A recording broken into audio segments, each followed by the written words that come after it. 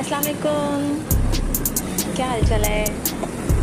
चलें जी, आज हम आपको बताएंगे शौरमा की रेसिपी। घर पे नहीं बन रहा ये, बाज़ार का शौरमा है। तो आपने देखना है कैसे बनना है। टक टक टक टक टक आवाज़ें आ रही हैं इसकी। तो एक्चुअली क्या है ना कि बस जब बाज़ार से शौरमा लेने गए थे तो वो मौके का फ़ायदा उठाया गनीमत। तो मेरी भतीजी ने, छोटी ने वीडियो बना दी।